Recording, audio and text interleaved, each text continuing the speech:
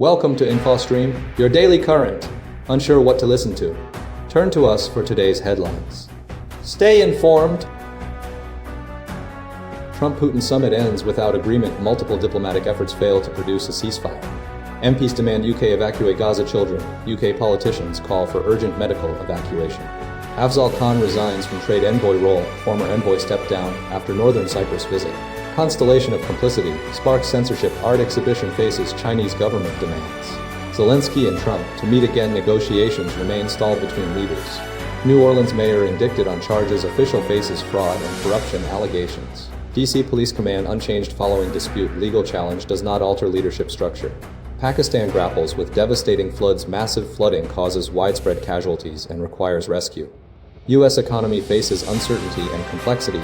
Economic outlook remains challenging and unpredictable. Air Canada strike disrupts summer travel. Airline strike causes significant travel disruptions. Hong Kong's poor suffer from heat and housing crisis. Vulnerable populations face severe hardship. India reports progress in poverty reduction. Country shows signs of success in combating poverty. Drone flights resume amid border tensions. Flights resume after heightened border disputes in Thailand. Hurricane Erin intensifies to Category 5. Rapidly intensifying storm poses a significant threat. Tree memorial destroyed in honor of Ilan Halimi. Act of vandalism sparks outrage and condemnation. Trump-Putin summit ends without ceasefire deal. The recent summit between United States President Donald Trump and Russian President Vladimir Putin in Alaska concluded without a concrete agreement on establishing a ceasefire in the ongoing conflict between Ukraine and Russia. Despite a 2-hour and 45-minute meeting at Joint Base Elmendorf-Richardson, the leaders failed to produce a definitive resolution to the protracted war.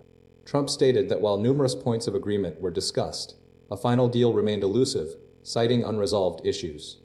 Putin, through an interpreter, reiterated Russia's core demands, namely Ukraine's abandonment of its aspirations to join NATO, a condition he insists is fundamental to ensuring Moscow's security. Key to the summit was the absence of Ukrainian President Volodymyr Zelensky, a notable omission that underscored the divergent perspectives on the conflict. Trump indicated that any territorial concessions would necessitate Ukraine's approval, clarifying that he was not mediating on Kyiv's behalf. The meeting involved a delegation including U.S. Secretary of State Marco Rubio and Special Envoy Steve Witkoff, alongside Russian Foreign Minister Sergei Lavrov. Trump's arrival was marked by a red carpet welcome, followed by transport to the meeting venue in a presidential limousine. Throughout the discussion, Putin repeatedly emphasized the need for a fundamental shift in Ukraine's security posture. Trump, while acknowledging the complexities, aimed to facilitate a bilateral meeting involving Zelensky at a later stage. Following the summit, both leaders expressed a desire for continued dialogue, with Putin extending an invitation for a subsequent meeting in Moscow. The outcome of the summit highlights the deep divisions between the parties and the significant obstacles to achieving a lasting resolution to the conflict.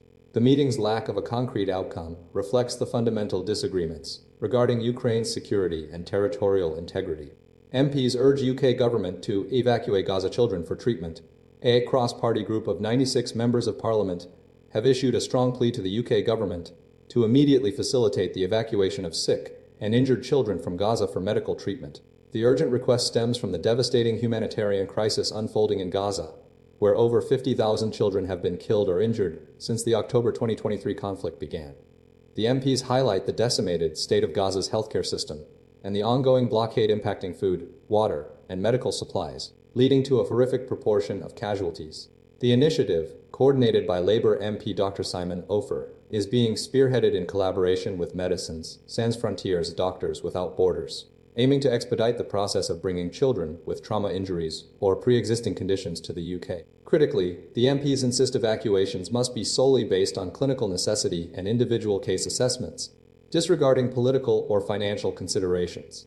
They also advocate for the option of asylum or resettlement for children and their families upon completion of treatment. Concerns have been raised regarding the practicality of pre-evacuation biometric checks, prompting a questioning of the Home Office's proposed approach. The government has stated it is accelerating plans to evacuate children requiring urgent medical care, including potential UK-based treatment. Estimates suggest several hundred children may be involved. The UK has previously provided funding for regional treatment and is collaborating with Jordan on airdrops of aid, while simultaneously demanding greater access for land-based aid deliveries. Liz Harding of MSF UK emphasizes the urgent need for a publicly funded pathway, free from bureaucratic delays, and the waiver of biometrics visa requirements. The conflict originated with the Hamas attack on southern Israel on October 7, 2023, resulting in approximately 200 fatalities and the hostage-taking of 251 individuals.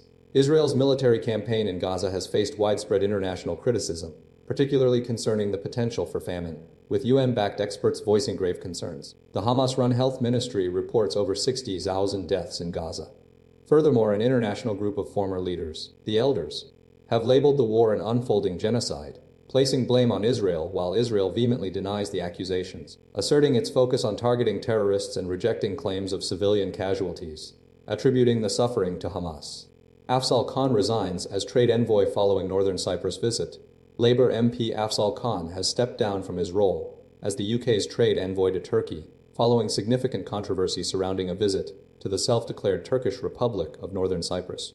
The resignation highlights a breach of protocol and diplomatic sensitivities regarding the UK's stance on the disputed territory. The territory, established after Turkey's invasion of Cyprus in 1974 and subsequent occupation of the northern third of the island, is not recognized as an independent state by the UK government. Khan's visit, undertaken last week, involved a meeting with Ersin Tatar, the leader of the Turkish Cypriot entity. This action was sharply criticized by the Cypriot government, who branded it absolutely condemnable and unacceptable. The Cypriot government's strong reaction underscores the delicate diplomatic situation and the UK's official position, which maintains that any engagement with the entity risks undermining efforts to find a resolution to the long-standing division of the island. Khan defended his trip, stating that he personally funded the visit and that the primary purpose was to visit his nephew. He also explained that he received an honorary degree from an academic institution located in the region. This explanation, however, did little to quell the criticism, with many observers arguing that the visit was politically inappropriate given the ongoing dispute and the UK's established diplomatic guidelines. The resignation of Khan, a prominent Labour MP, raises questions about oversight and adherence to protocol within the UK's trade envoy program. It also serves as a reminder of the sensitivities surrounding the Cyprus issue and the importance of maintaining a consistent and carefully considered approach to diplomatic engagement in the region. The incident is likely to trigger further scrutiny of the program's operations and its relationship with politically sensitive territories. Constellation of Complicity, Censorship and Asylum Following an art exhibition in Bangkok. Thai artist Sai and his wife have fled to the UK seeking asylum after experiencing censorship orchestrated by the Chinese government. The exhibition, titled Constellation of Complicity, showcased exiled artists from countries including China, Russia, and Iran, exploring themes of authoritarian repression. The show opened to public attention, but quickly drew the ire of the Chinese embassy, leading to demands for its closure and subsequent censorship. Chinese officials lodged complaints regarding artworks depicting Tibetan, Uyghur, and Hong Kong artists, demanding the complete shutdown of the exhibition. The Bangkok Arts and Cultural Center, the exhibition's host, initially negotiated a compromise, removing sensitive artworks and altering descriptions to conceal references to Tibet, Hong Kong, and Xinjiang. Several artists' names were blacked out, and screens displaying films by Tenzin Mingyur Paldron, a Tibetan artist, were switched off. The Chinese embassy accused the exhibition of promoting Tibetan, Uyghur, and Hong Kong independence and disrupting China's core interests. Thai police were reportedly alerted to the couple's presence and the exhibition, but spokesman Achayan Krathong denied any knowledge of a search. The couple's decision to leave Thailand followed their initial apprehension about potential deportation, given Sai's father, Linj Tut, is a political prisoner and his mother is under house arrest. The exhibition's curators and artists deny China's accusations, asserting their focus is on promoting freedom of expression and human rights. The couple's flight to the UK highlights a broader concern about transnational repression and the potential for authoritarian regimes to influence artistic expression. The incident underscores the vulnerability of artists and cultural spaces to political pressure, and the importance of safeguarding cultural sovereignty. The couple's actions demonstrate a desperate attempt to secure safety and freedom from persecution, driven by their activism against Myanmar's junta and its associated political pressures. Zelensky and Trump to meet amidst stalled negotiations. Ukrainian President Volodymyr Zelensky will meet with U.S. President Donald Trump at the White House on Monday, following an unproductive summit between Trump and Russian President Vladimir Putin in Alaska. The meeting, prompted by Trump's invitation after the Alaska discussions, aims to address the ongoing conflict in Ukraine, a war initiated by Russia in February 2022.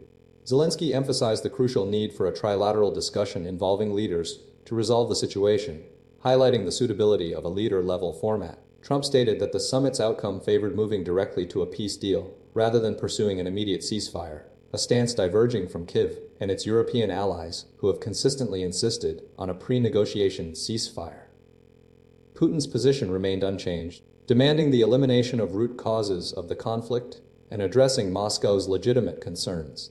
Despite Trump's previous threats of heavy sanctions against Russia, he subsequently invited Putin to the Alaskan summit, effectively abandoning the sanction deadline. Following the summit's failure to produce a deal, Trump indicated he would not pursue sanctions at this time. Zelensky repeatedly stressed the necessity of security guarantees for Ukraine to deter future Russian aggression. European leaders are also invited to participate in the White House meeting, according to reports. However, the summit yielded no tangible results, with both sides maintaining their respective positions. Ukrainian parliament official Oleksandr Merezhko noted a lack of change and a stalemate, with Putin not backing down from his demands. Despite concerns about Putin's increased engagement with the West, Ukraine avoided what was perceived as a worst-case scenario, involving significant concessions. Zelensky called for European allies to be involved at every stage of the talks, underlining the importance of a coordinated international approach to securing Ukraine's future. The meeting represents a critical, albeit uncertain, step in the ongoing diplomatic efforts to resolve the conflict. New Orleans mayor indicted on fraud and corruption charges. LaLatoya Cantrell, New Orleans mayor, and her former bodyguard, Jeffrey Vappy, have been indicted on charges of fraud and corruption stemming from a years-long scheme involving misuse of public funds and a personal, intimate relationship. The investigation, spearheaded by the U.S. Attorney's Office, revealed that Cantrell and Vappy exploited their positions to engage in lavish travel and personal activities while claiming Vappy was on duty. The core of the allegations centers around encrypted WhatsApp messages exchanged by the pair, used to conceal their relationship and related fraudulent activities. These messages detail numerous trips, including a wine tasting in California, visits to Scotland, and excursions to Martha's Vineyard and other locations, all funded by taxpayer dollars. The total cost of these trips amounted to over $70,000.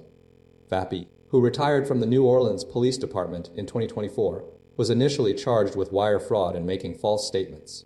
The indictment expanded the charges to include Cantrell, alleging conspiracy, fraud, and obstruction of justice. Cantrell attempted to cover her tracks by activating a phone feature designed to automatically delete messages, but this was discovered and deemed fraudulent. The investigation uncovered instances where Cantrell and Vappy met in city-owned apartments while Vappy was supposedly on duty, further solidifying the accusations of abuse of power and misuse of public funds. Cantrell filed a police report and sought a restraining order after photos were taken of them dining together. The case has drawn comparisons to the 2014 conviction of former New Orleans Mayor Ray Nagin, highlighting a pattern of corruption within the city's government. Cantrell's allies argue she is being unfairly targeted due to her race and gender, while prosecutors maintain the allegations represent a significant betrayal of public trust. The indictment adds to a tumultuous period for Cantrell, marked by political infighting, a failed recall effort, and a diminished public profile. The investigation underscores concerns about accountability and transparency within the city's administration, particularly as Cantrell prepares to leave office. The case is ongoing, and Cantrell faces potential lengthy prison sentences if convicted. D.C. Police Command remains intact following legal challenge filed in Washington, D.C. is embroiled in a legal battle against the Trump administration following Attorney General Pam Bondi's controversial order to place the Drug Enforcement Administration, DEA Administrator Terrence Cole, as the district's emergency police commissioner, effectively taking control of the Metropolitan Police Department, MPD. The city, led by Mayor Muriel Bowser and Attorney General Brian Schwab, filed a lawsuit arguing the federal government's actions were unlawful and an abuse of authority, seeking a court order to nullify Bondi's directive. The core of the dispute centers on the interpretation of the 1970s Home Rule Act, which allows the federal government to request assistance from MPD, but not to directly control its operations. Judge Anna Rice, appointed by former President Joe Biden, presided over a hearing where both sides attempted to reach a compromise. Rice highlighted the problematic nature of Bondi's order, emphasizing that it demanded the override of existing D.C. laws and the imposition of an external police chief. She questioned the legal basis for such a demand, noting the statute's specific wording, "the mayor shall," rather than "the mayor should" or "the mayor can." Reyes stressed the importance of practicality, acknowledging the need for clarity and direction within the MPD. Initially, Cole was slated to assume all powers and duties of Police Chief Pamela Smith, subject to approval from Cole. However, Bowser and Schwab immediately rejected the order, declaring it unlawful and insisting that Smith was not obligated to comply. The deployment of federal resources, including armored vehicles and helicopters, has intensified, with an expected total of 800 troops and 500 federal agents deployed to the district. The situation underscores a significant clash between local and federal authority, fueled by concerns about immigration enforcement and the potential disruption to law enforcement operations within the nation's capital. The legal proceedings and ongoing deployment represent a critical juncture in the ongoing tension. Pakistan battles devastating monsoon floods, hundreds dead, rescue efforts intensify, and flash floods and landslides triggered by unusually heavy monsoon rains have caused widespread devastation across northern Pakistan, resulting in over 600 fatalities and ongoing rescue operations. The situation is characterized by extreme weather conditions, challenging terrain, and significant disruption to relief efforts. The majority of deaths, exceeding 321, have occurred in Khyber Pakhtunkhwa province, with 307 attributed to flash floods and collapsing houses. A local government helicopter crashed during a relief mission, killing 2 pilots and further complicating rescue operations.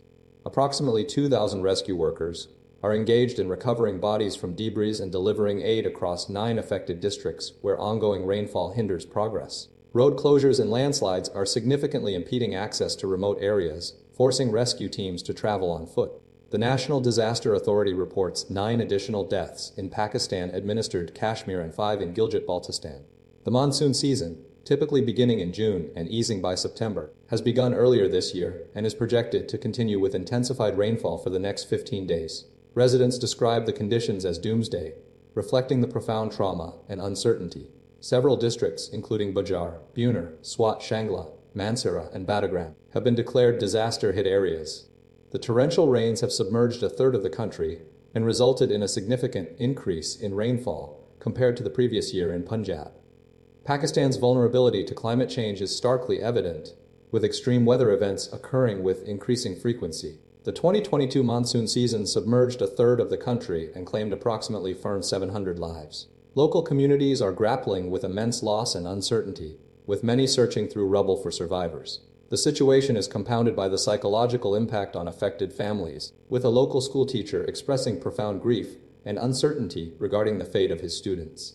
Rescue operations continue, focusing on delivering aid and recovering bodies amidst the ongoing devastation. The U.S. economy, a complex and uncertain outlook. Recent economic indicators in the United States paint a picture of considerable uncertainty, prompting debate among economists regarding the potential for a recession or a sustained period of sluggish growth. Donald Trump's economic policies, particularly the imposition of tariffs and restrictions on immigration, are widely viewed as contributing factors to concerns about a return to stagflation, reminiscent of the 1970s. This scenario involves stagnant economic growth coupled with escalating prices, but this time, the risks are self-inflicted. The labor market presents a particularly worrying signal. Job creation has been minimal over the past few months, with a rise in discouraged workers, leading to the firing of the head of the Bureau of Labor Statistics, following a disappointing jobs report. This situation has created paralysis within the U.S. Central Bank as it awaits conclusive data before making decisions regarding interest rates. Despite the concerns, the overall economy has slowed, exhibiting an annual growth rate of 1.2% in the first half of the year, a decrease from the previous year. However, consumer spending has proven more resilient than initially anticipated, maintaining a degree of stability despite negative assessments from some businesses. Following a market dip triggered by the August 1st jobs report, stock prices rebounded quickly. JP Morgan Chase's chief financial officer expressed optimism, stating that consumers appear to be fine, suggesting the economy might navigate challenges as it did in the past. Recent data indicates a 0.5% increase in retail and restaurant spending between June and July, and a stronger than previously estimated June showing. Oxford Economics predicts a modest recovery in spending fueled by tax cuts and a stock market recovery, bolstering consumer confidence. Economists believe the labor market is unlikely to deteriorate sharply, suggesting a continued, albeit cautious, path forward for the U.S. economy. Air Canada strike disrupts summer travel. A significant disruption to air travel across Canada has begun as Air Canada's 10,000 flight attendants initiated a strike, effectively grounding all flights including those operated by Air Canada Rouge.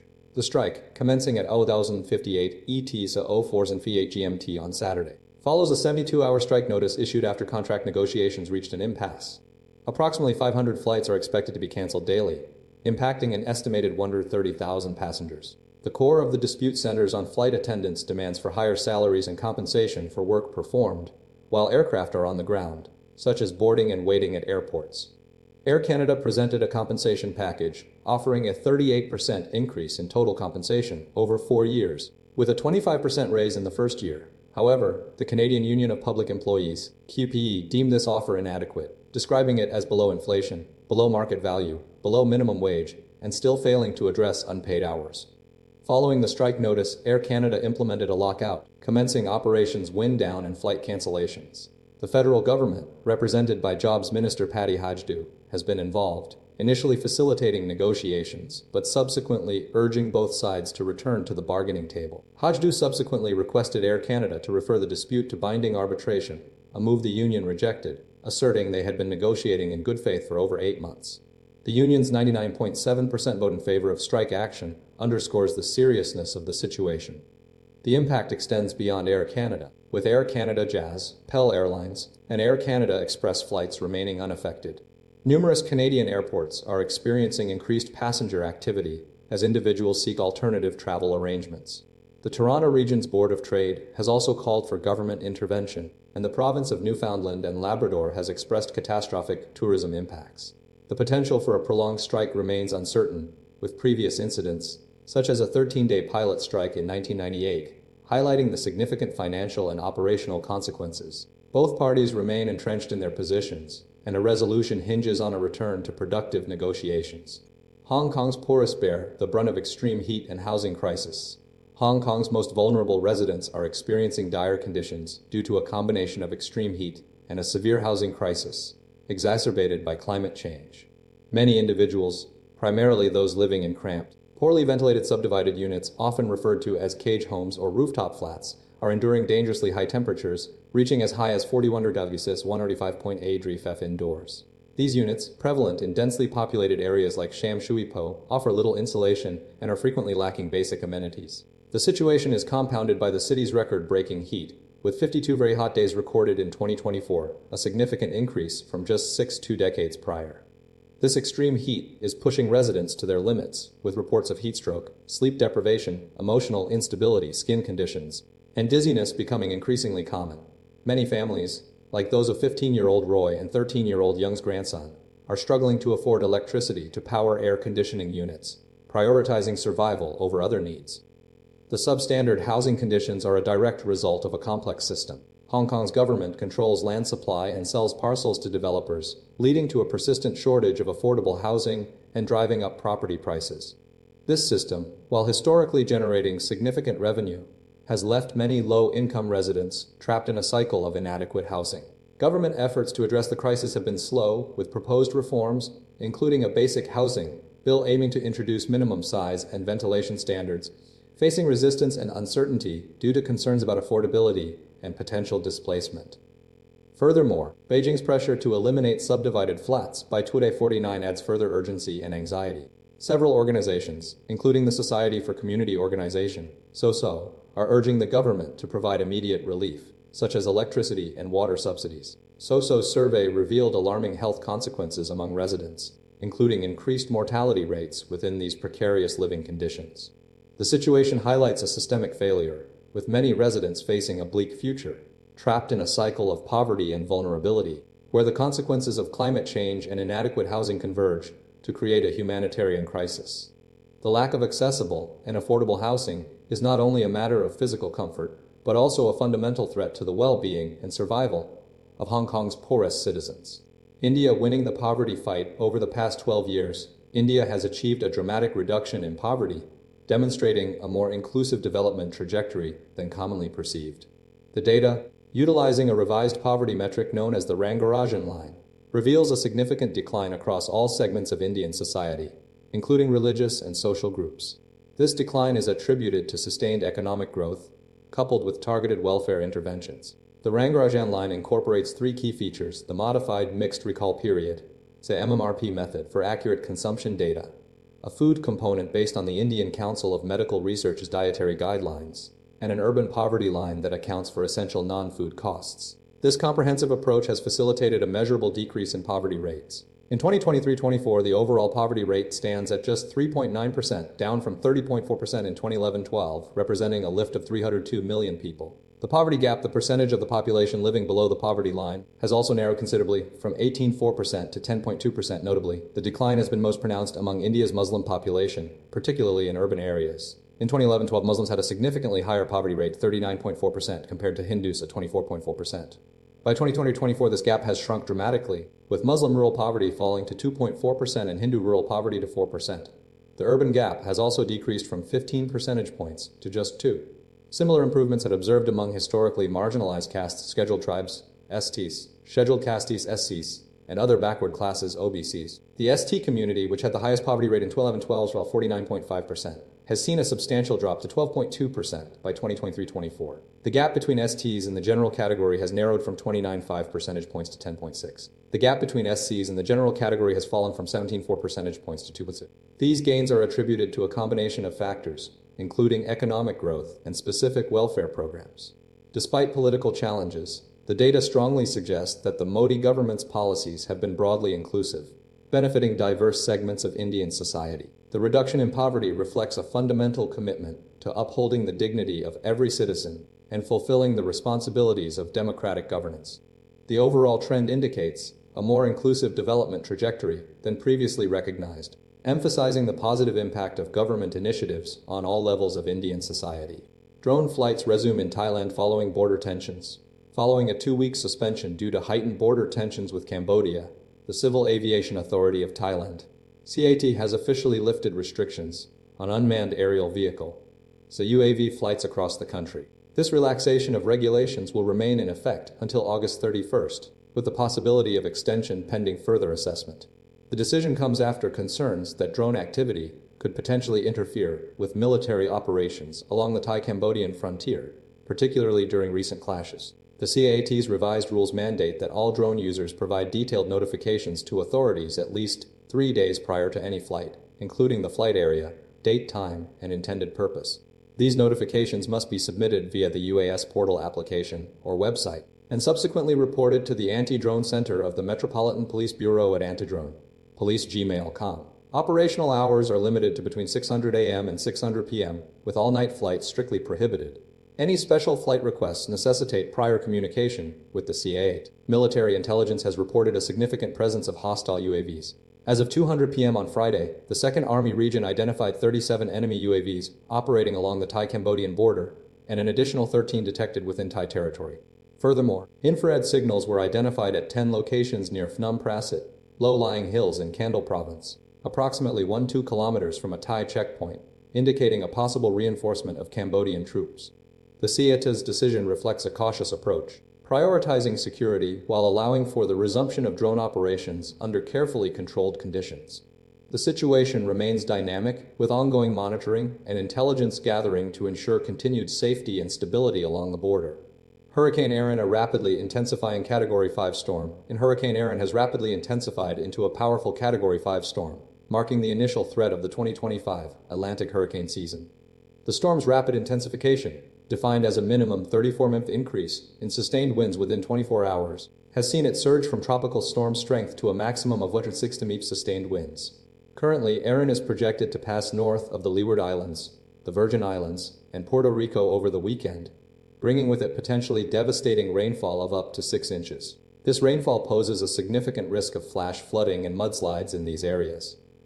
The storm's trajectory is expected to shift northward next week, moving past the east of the Bahamas and towards the outer banks of North Carolina. This movement will generate life-threatening surf and rip currents along almost the entire east coast of the United States, with Florida and the mid-Atlantic states facing the most dangerous conditions.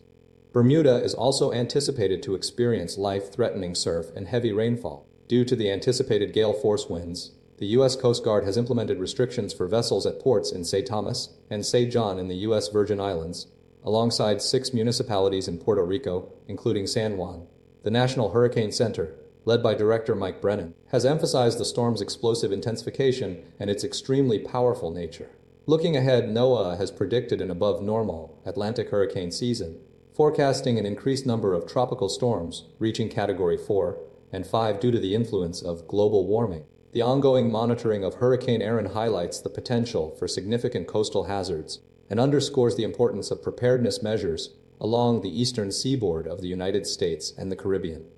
The situation remains dynamic, with continued updates expected from the National Hurricane Center. French President Emmanuel Macron has strongly condemned the deliberate destruction of a tree memorial erected in honor of Ilan Halimi, a young Jewish man murdered in 2006, labeling it an act of hatred and a second attempt to extinguish his life. The incident, occurring on Wednesday, involved the felling of an olive tree situated near the memorial, which had been planted 14 years prior to commemorate Halimi's tragic death. Macron has vowed to utilize every available resource to identify and prosecute the individual responsible for this heinous act. Ilan Halimi's murder in February 2006 remains a deeply unsettling event in French history. He was abducted by a gang known as the Barbarians, motivated by his Jewish heritage and the perceived wealth of his family. The gang lured him to an empty apartment where he was subjected to horrific torture, prolonged captivity, and ultimately severe burns before his body was discovered bound to a tree near a railway line. The gang's objective was to extort a ransom of 50,000 from Halimi's family, a strategy that proved unsuccessful, and they subsequently sent disturbing images and videos to the family. Youssouf Fofana, the mastermind behind the crime, was ultimately convicted and sentenced to life imprisonment with a minimum term of 22 years. Other members of the Barbarian gang received reduced sentences.